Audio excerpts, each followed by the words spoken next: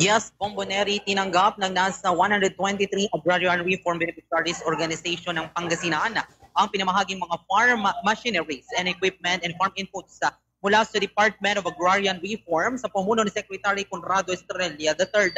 Isinagawa ito sa Rosales Farmers Market na dinuluhan ng ilang mga sasaka mula sa una hanggang ika-6 na distrito ng Pangasinan, lokal na opisyal ng bayan at mga kawani ng regional at provincial office ng nasabing ahensya.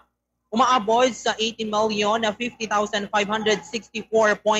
pesos ang halaga ng mga ito kung saan nasa kabuang 12,109 units gaya ng traktor, harvester, water pump, sprayer, fertilizer, insecticide, foliar at iba pa na makakatulong sa mga magsasaka. Ang inisyatibong ito ay bahagi sa pagtugon ng ahensya sa pabago-bagong panahon upang mapakinabangan ng mga magsasaka at para may pakita ang buong suporta ng gobyerno sa kanila. Ayon kay Secretary Conrado Estrella III ng Department of Agrarian Reform na magpapatuloy ang ganitong mga programa dahil hindi dapat kalimutan ang pangailangan ng mga magsasaka dahil sila ang nagpapakain sa bansa. Makakaasaan niya na nasa likod nila ang nasabing ahensya dahil hindi sila nag-iisa sa laban ng buhay, lalo na ngayong nararanasan ng climate change at ang mga bagyong sumisira sa kanilang pananim. Ating pakinggan ang naging panayam kay Secretary Conrado Estrella III. Oo nga, sana pagsipagan din nila ang pag-maintain sa mga atin mga equipment, no? Mga machineries natin. At sana makatulong sa buhay nila ito. Umaabot ng mga mahigit 80 million ito.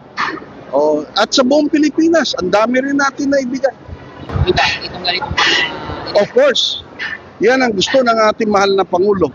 Ang tulungan ang lahat ng mga magsasaka dahil sila nagpapakain sa atin. At ngayon dahil sa mga nagtambak Secretary. Lalo na. Oo nga. At yan yung naging panayam kay Secretary Conrado Estrella III. Samantala, saad naman ni Regional Director Maria Ana Francisco na nasa umigit kumulang 140 milyong halaga na ng farm machineries and equipment and farm inputs ang naibigay sa Rehiyon 1. Anya na tumataas ngayon ang budget ng ahensya sa Rehiyon para dito na nakalaan sa mga magsasaka kumpara sa nakaraang 3 taon na pumapalo lamang sa 12 million pesos.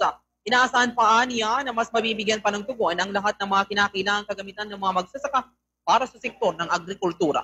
Ating pakinggan, naging panayam kay Regional Director Maria Ana Francisco. Yung pamamahagi po ng mga FMEs ngayong araw na ito, ito po ang tugon ng Department of Agrarian Reform sa climate change and sa ating pong sa ating pong tugon sa pagtulong po sa ating mga magsasaka. Sa buong Region 1 po, more or less 140 million na po ang naibibigay ngayong taon lang po na ito. So, ang sinasabi po natin, yung budget po na binibigay ng DAR ay para po sa ating mga magsasaka at para din po sa kanilang farming, especially ngayon na sunod-sunod po ang mga bagyo natin ngayon. Tumaas po ang budget po natin. Dati-dati, 3 years ago po, ang budget po natin sa mga FMEs per province, nasa mga 12,000 lang po. Ngayong taon po na ito, nadadagdagan po ito ng Agrarian Reform Fund through the intervention po of our Secretary and of course our President Bongbong Marcos.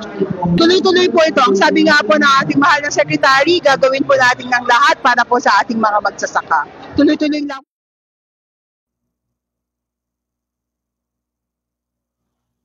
Bombo Oli. Yes, Bomboneri, samantala lubos naman ng tuwa at pasasalamat ng mga nakatanggap ng mga benepisyaryong grupo dahil malaking tulong ito lalo na may mga gagamitin na sila sa pagsasaka kung saan sa pamamagitan nito ay mas mapapadali ang kanilang mga trabaho sa bukid, mas mapapalakas pa ang kanilang ani upang mapataas ang kalidad ng mga agricultural products na maaaring mapakinabangan ng bawat mamamayang Pilipino. Ating pakinggan, naging panayam sa 3 nating mga benepisyaryong grupo. Ang natanggap naming milyon ngayon, mga almost 5 million pesos, sir. Mga traktor, 2 traktora, saka yung mga machineries na water pump, fertilizer, yun, sir, marami nang nakuha namin. Ang mga kagusto namin ay ang laking saya nila na nakita nila yung mga biyayang ito na galing sa DAR. Kaya ang laki ang pasasalamat namin sa kanila. Lalo na sa ating buting President Bongbong Marcos Jr. at sa ating buting Land Secretary Conrado Estrella Rizal. Maraming salamat, sir. Happy sir, happy talaga kami sir kasi laking tulong na ng kooperatiba at saka sa barangay po namin yung binigay ng termite.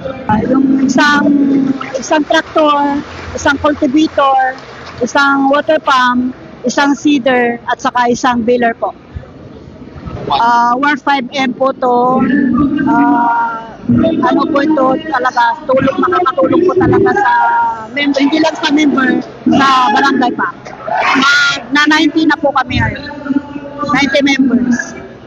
Yes po, pangkalahatan po to, hindi po lang member, pati na rin yung mga farmer talaga doon sa amin, makakagamit po sila sa mga iba, sir, lumubog talaga sa baha, pero yung mga naman iba, hindi naman.